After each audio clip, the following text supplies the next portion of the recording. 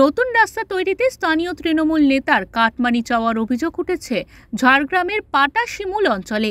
Cut money না দেওয়ায় ঠিকাদারকে মারধর করা হয় বলেও অভিযোগ।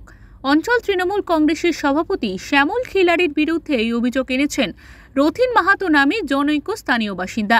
টাকা চাওয়া ও মারধর করা হয়েছে বলে ঝাড়গ্রাম থানায় অভিযোগ দায়ের করেছে ওই ঠিকাদার সংস্থা। সরকারি শিডিউল মেনে কাজ হচ্ছে না। যেটা প্রথমে মাটির কাজ, সে মাটির কাজ হয়নি।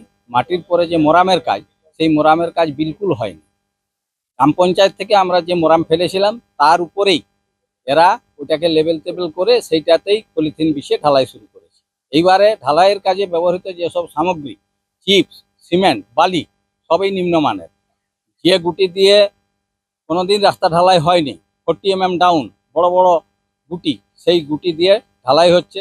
আমার অভিযোগ হচ্ছে, আমাদের আজকে মোহনপুর মন্ত্রীবা গ্রামে ঢালাই রাস্তায় কাজ চলছিল জেলা পরিষদে। ওখানে আজকে সোমবার ওখানে জেলা পরিষদের জুনিয়র ইঞ্জিনিয়ার চেকিংয়ের জন্য যায়। তো সেখানে গিয়ে ওনারা সব কিছু দেখেন, আমাদের কাজ শুরু করার মুহূর্ত। এবং সেখানে পাটাশিমুল গ্রাম পঞ্চায়েতের অঞ্চল সভাপতি শ্যামল খিলাড়ি ওনারা দলবল নিয়ে আসে এবং কাজটি বন্ধ করে দেয়। আর কে ছিল ওখানে? ছিলেন। এই ইস্যুতে মাঠে নেমেছে বিজেপি, নিশানা করেছে স্থানীয় তৃণমূল নেতৃত্বকে। তৃণমূলের সরকারটা চারিধারে কাটমানি ছাড়া কোনো রকম এরা কাজ করে না।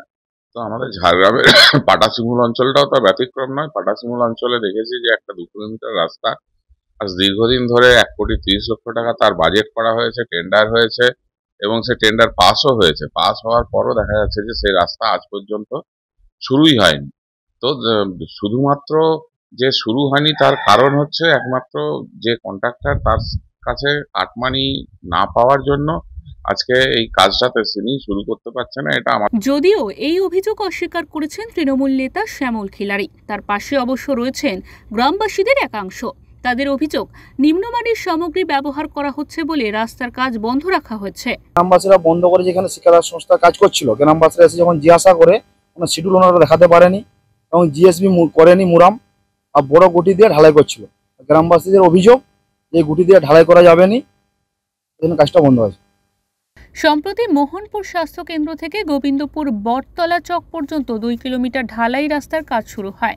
এর জন্য জেলা পরিষদ বরাদ্দ করেছে 1,30,00,000 টাকা, কিন্তু শুরু থেকেই ঠিকাদার সংস্থাটি কোনো নিয়ম মানছে না বলে অভিযোগ। এই বিষয়ে ঠিকাদার সঞ্জীব দণ্ডপাঠের বিরুদ্ধে অভিযোগ জানানো হয়েছে জেলা পরিষদে।